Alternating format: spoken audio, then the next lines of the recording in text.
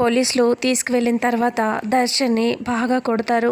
పోలీసులు ఎంక్వైరీలో దర్శన్ని చితకబాదుతారు కొట్టి కొట్టి. ఇంకా అలా నీరసమైపోతాడు దర్శన్.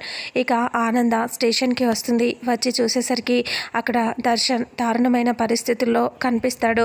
దర్శన్ని చూడగానే ఆనంద నిలదీస్తుంది.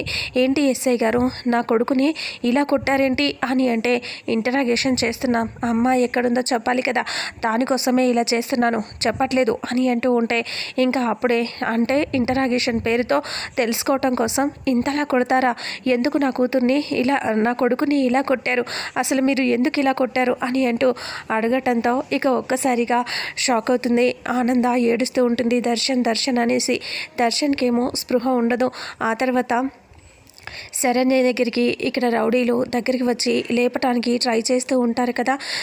అప్పుడే చాలా సీరియస్గా అందరినీ ఒక్కసారిగా లేచి పెద్ద కర్ర తీసుకొని బాగా కొడుతూ ఉంటుంది శరణ్య. నన్నే ఇలా కిడ్నాప్ చేసి దాచిపెడతారా మీరు అని అంటూ కొడుతూ ఉంటుంది. ఇక అప్పుడే అందరినీ కొడితే అందరూ పడిపోతూ ఉంటారు. ఇక వెంటనే ఇలా సీరియస్గా ఆనంద ఇలా అంటుంది, నా కొడుకుని విడిచిపెట్టండి, నేను మా లాయర్ గారికి ఫోన్ చేస్తాను అని అంటూ ఫోన్ చేస్తూ ఉంటుంది. ఇక శరణ్య ఏమో రౌడీలని కొట్టిన తర్వాత ఫోన్ తీసుకొని ఆనందకి ఫోన్ చేస్తూ ఉంటుంది శరణ్య. ఆనంద ఫోన్ లాయర్కి చేస్తూ ఉండటంతో ఆనంద ఫోన్ బిజీ వస్తూ ఉంటుంది.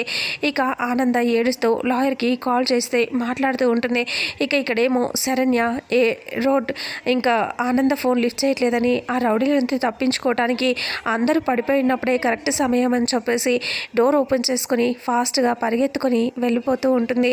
ఇక ఆనందకి శరణ్య కనిపిస్తుందా లేదా, అసలు ఏం జరుగుతుంది అనేది రాబోయే నెక్స్ట్ ఫుల్ ఎపిసోడ్లో తెలుసుకుందాం.